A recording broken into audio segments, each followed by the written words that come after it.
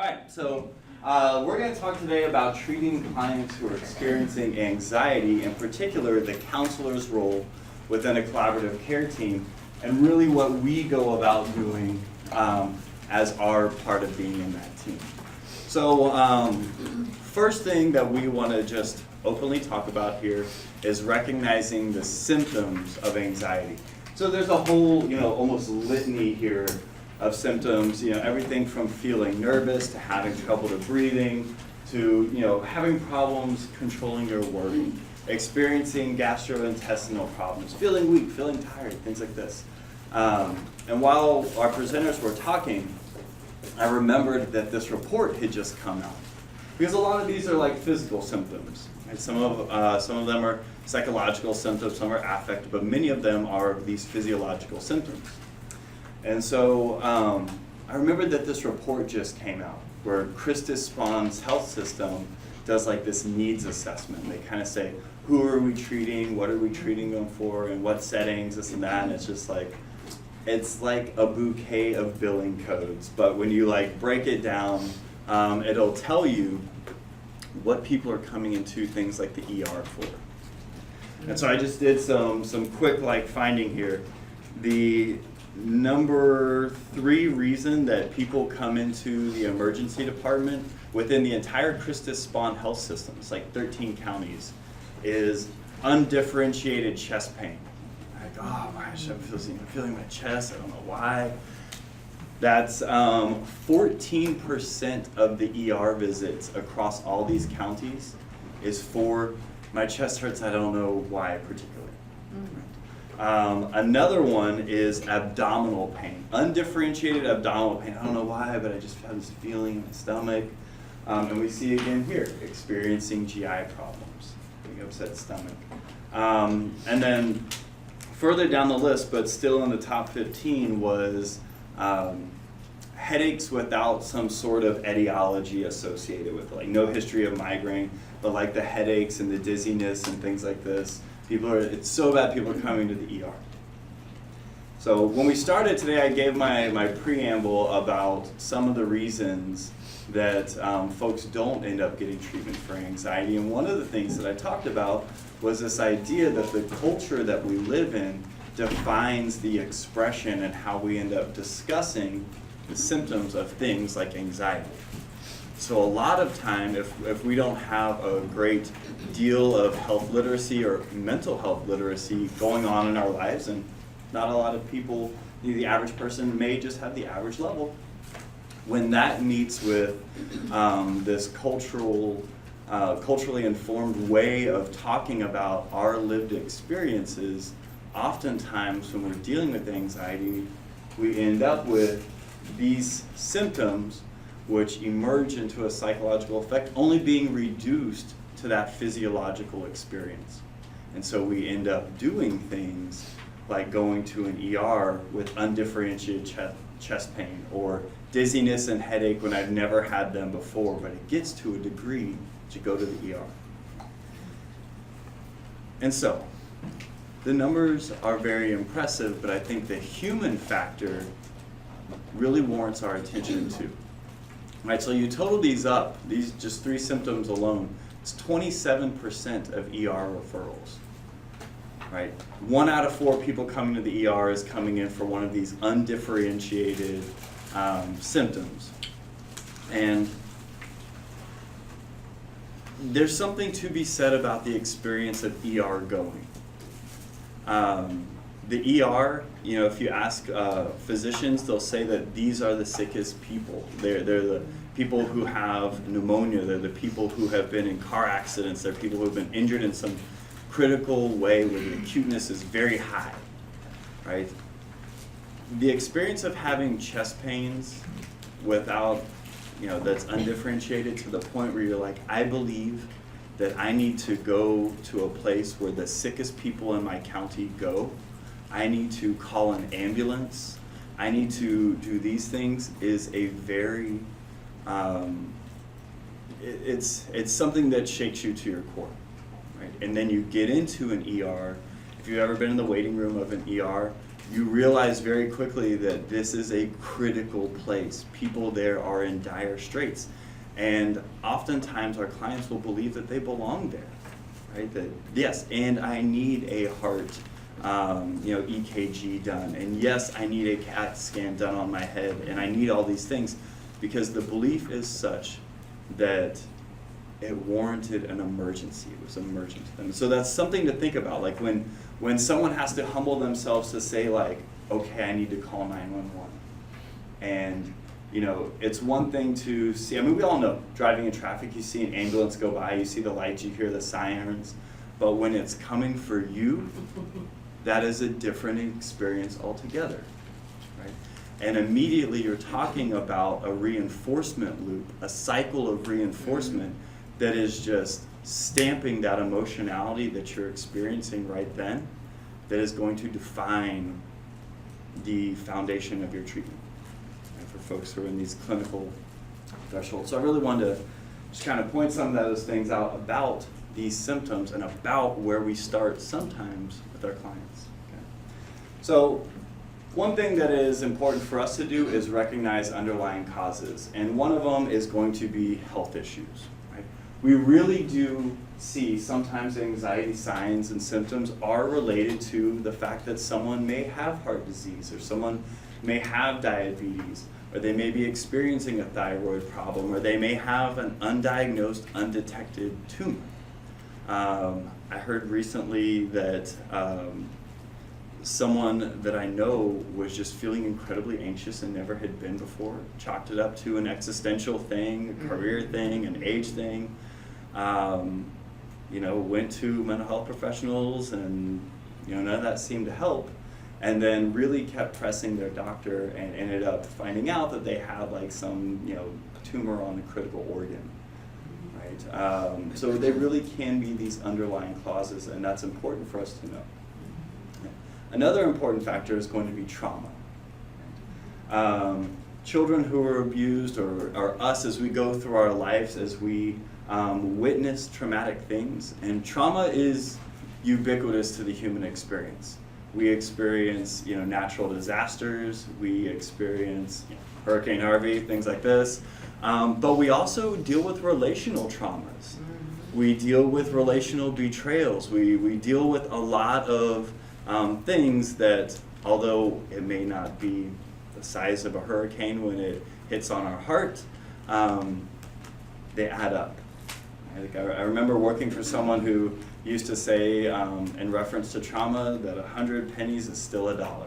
Yeah. And that when small things add up and they compound, eventually they hit a very important threshold for us. And living with that experience and dealing with that experience can be very anxiety provoking. Right? Stress buildup, just the idea that we can have big events, we can have small stressful life situations, but eventually we just kind of hit some threshold where we are now experiencing the full-blown symptoms of an anxiety disorder or our first panic attack or something like that in the vacuum of an otherwise very functional, very adaptive, very happy life. Personality. So, raise your hand if you just know people who are anxious in their core. Yeah, we all, okay, thank you, we had every 100% response. We all do. And sometimes they're us, or we go through times in our life where we are just that anxious personality, right? We're approaching life, we're seeing life through the lens of an anxious framework. We have periods in our life where we start operating out of this mindset of, it's better for me, it's more helpful to plan for the worst thing to happen than it would be to go in this with a great deal of hope or something like this, we just have moments in our life where that seems important to be doing, right? And I also mentioned when we started this idea of just trait anxiety. Some of us, our genetic expressions are ones that just make us more sensitive to anxiety, more sensitive to arousal of those parts of our physiology. And then we also just want to recognize that anxiety accompanies other mental health disorders. it tends to be, in my experience, the other side of the coin for most other disorders. Right? When we think about someone who has been dealing with depressive episodes over the period of their life, if you experience depression enough, eventually it becomes a very anxiety-provoking situation for you.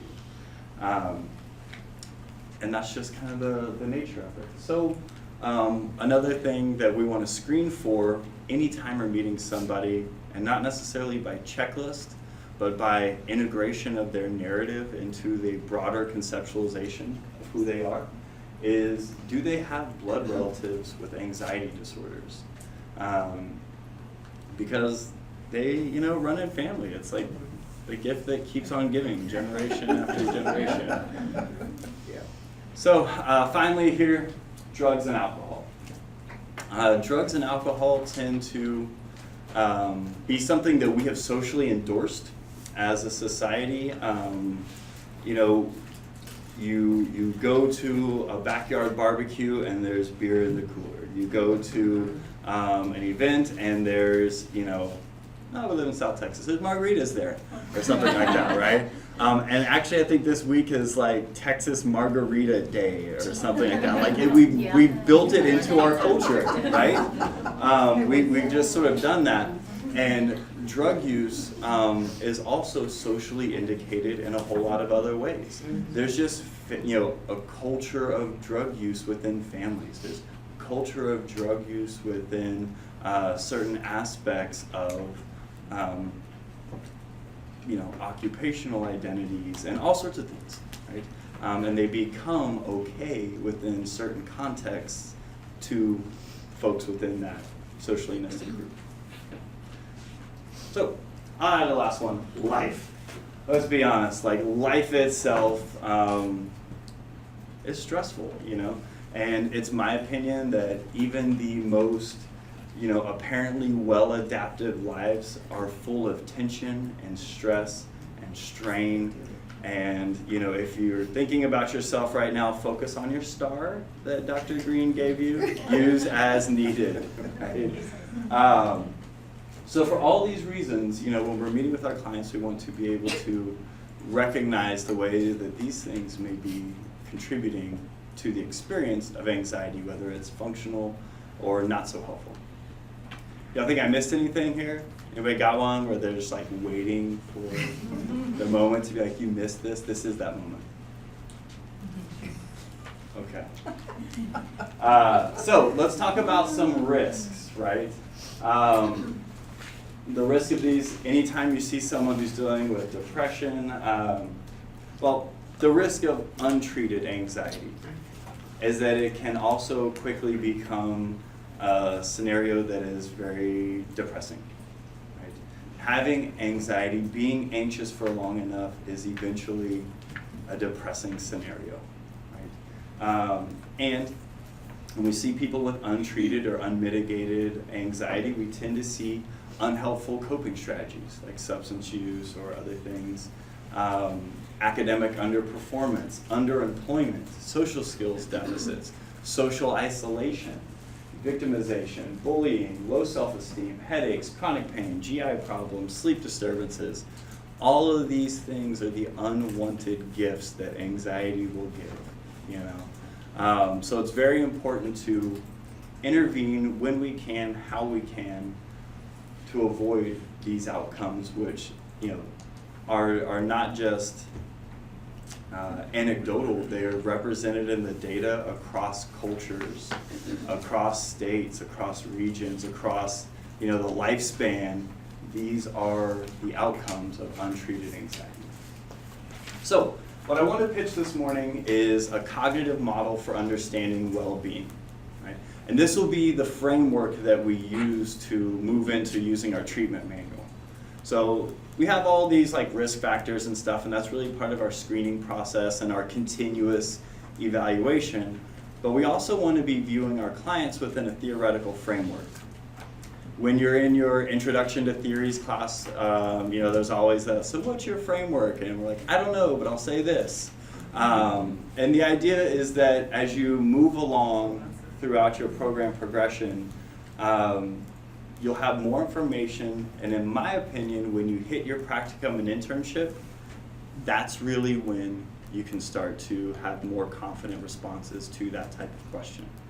Because it's also my opinion, and just an opinion, that on one hand, we decide what we're interested in, we decide the framework that makes sense to us when we're considering the human experience.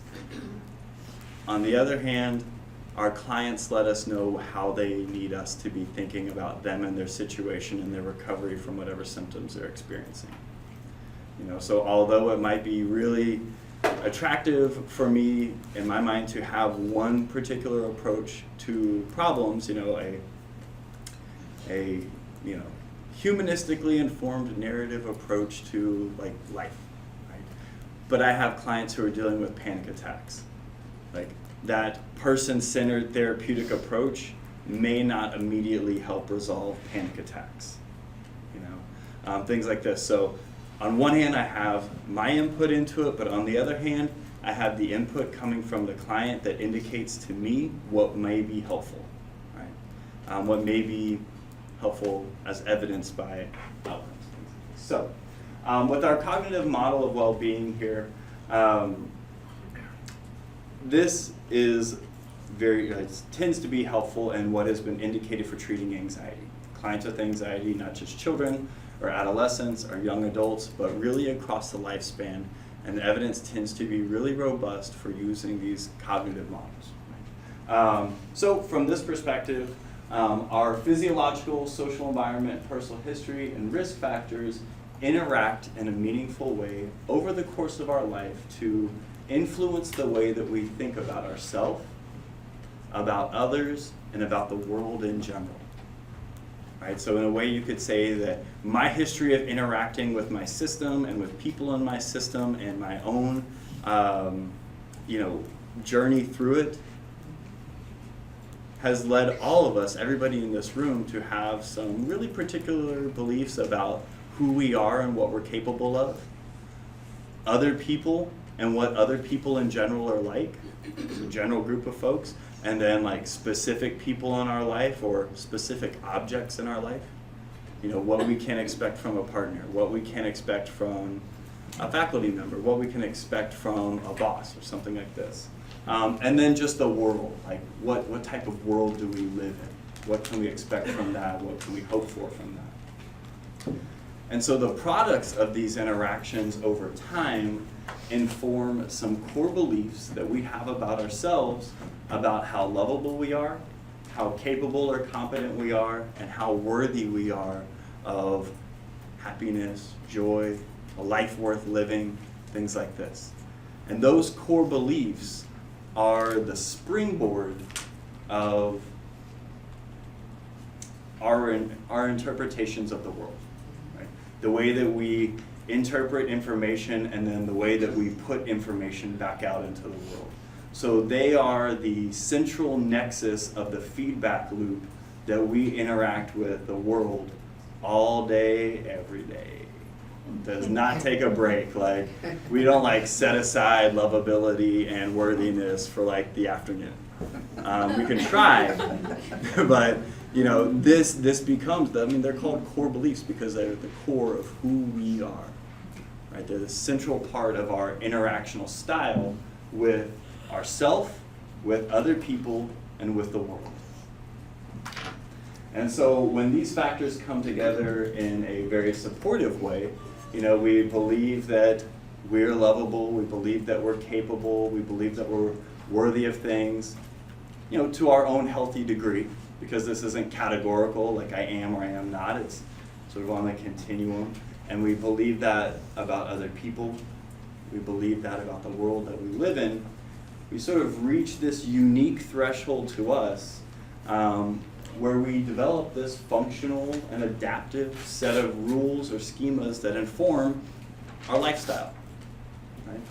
And so one thing that I would encourage everybody to think about when we move into using this manual is these ideas of functional things and adaptive things.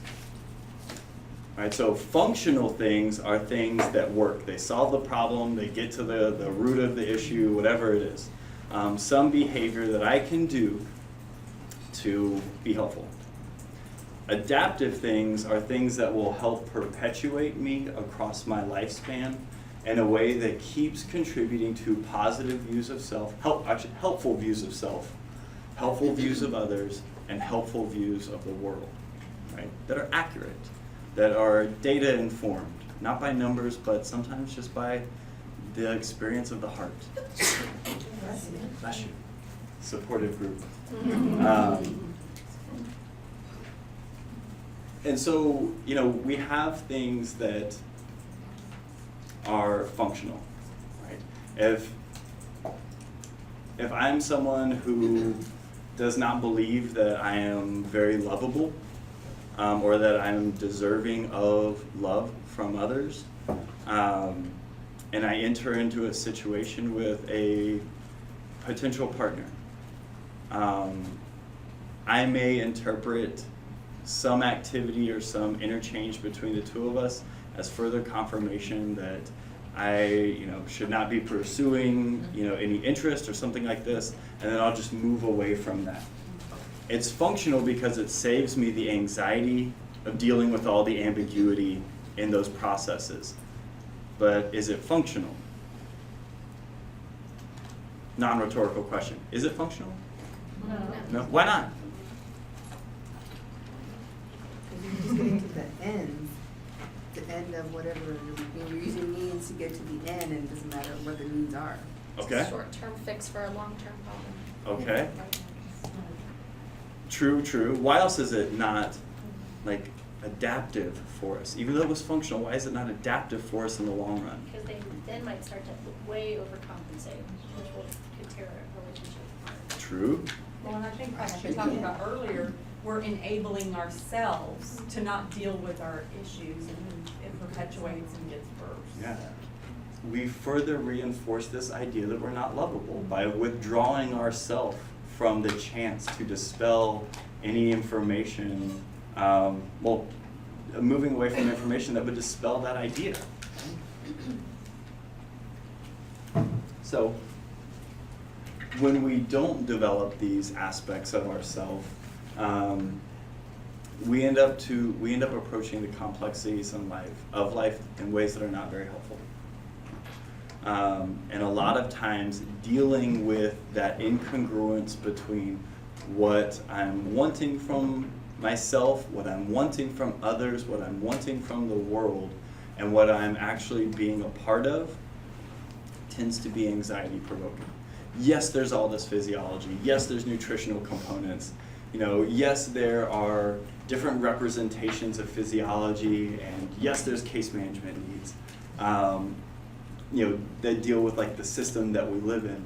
Some of this has to do with how much access we have to those ideas of self, others, in the world that we're wanting to be a part of. And a lot of times what we talk to people about is really centralized around those three things. And so that's something to keep in your mind as we approach this manual. So this manual that we'll talk about later on really deals with some of the same concepts as the STEADY program from last month. Right? This idea that there's two ways to approach an intervention. Initially, number one of those is change the way you think about situations. And so from a cognitive model perspective, thoughts do not cause anxiety. Right? They're not the root source of our anxiety, they are the treatable symptom. In one of his great public addresses, Aaron Beck said that to talk about thoughts as if they cause anxiety is analog to talking about hallucinations like they cause schizophrenia. They are not the cause, they are the treatable symptom that seems to unlock a lot of other things. They're almost that skeleton key that when we're able to help someone change the way they think about not just their situation, but themselves and others and the world, a lot of the other things start to fall away. So looking at our diagram here, we have this triangular theory of, cognitive functioning, where we have our thoughts are informing our actions just as much as they're informing our feelings, and there's sort of this equilateral, if you want to dive into geometry, equilateral influence of thoughts, feelings, and actions on one another. There's this sense of balance that I'm really in touch with these aspects of myself. And if we look at the triangle on the right, we see, thoughts have been put out onto this island, right? So there isn't an awareness, or there isn't a adaptive use of thinking into the equation, and all we're dealing with is we see our clients and they're really dealing on a behavioral level, and they're really dealing on an affective level. They're sort of these feeling, doing folks who are moving throughout their day, moving throughout their weeks, and they're struggling to meet the challenges of their social environments, or their work environments, or their internal experiences, because they're only using 2 of their 3 resources. And so from this perspective, through doing things like self-monitoring and thought tracking, mapping, positive reframing, identifying thinking traps, informing, challenging automatic thoughts, we bring this back into play. We bring this tool, this resources, treatable symptom back into play, and we may never get back to that perfect equilateral triangle of personality, but the closer and closer we bring those back in, the more and more we see well-being and the experience of happiness and the decrease of anxiety symptoms occurring. Right? So from that perspective, if you're a visual learner, this was for you. Then we have our behavioral conceptualizations, right? So same thing. We have our equilateral triangle where everything's informed, and in a way that's like our treatment target, right? We're shooting for someone to be a balance of the things that I do and the way that I think about myself and the world and others informs how I feel to equal degrees. These folks you may see, they come into your office, you're talking to them, and they're really in their head about things.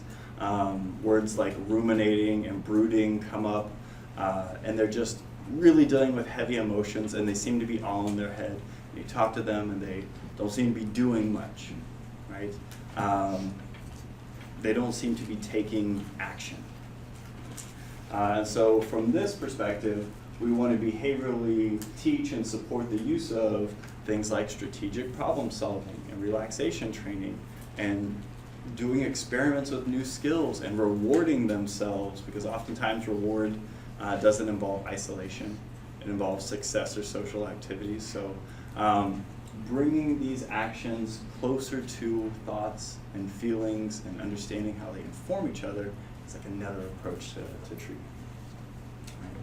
So our treatment plan becomes from a contribution to the team perspective. We have this objective here of providing alleviation of presenting anxiety symptoms indicated by a client report of, and then I like to list the specific symptoms that are related to my client, right? Instead of just saying decrease anxiety, I like to say that these are the specific things that my client is talking about. Very transparent. And then we have these goals here, decreasing symptom severity, as indicated by a score of whatever, on whatever instrument we're choosing. Again, on the Tex-CHIP website, by Tuesday there will be plenty for you to choose from. Not just the GAD-9, but DSM screeners for anxiety. We have them for kids, adolescents, adults, English, Spanish. Plenty there for you to be able to decide what a cut score would be that would be reasonable for your clients, right? Also, increased functioning as indicated by a subjective report of anxiety-free days, kind of like most days of the week. You have a client who's come in, this has just been their lifestyle for weeks or months or years or as long as they can remember. Saying like no anxiety is not going to be, I don't think, doable. Right? But having the majority of those days be anxiety-free or mostly anxiety-free totally doable. And then, of course, increasing our utilization of social supports and community resources.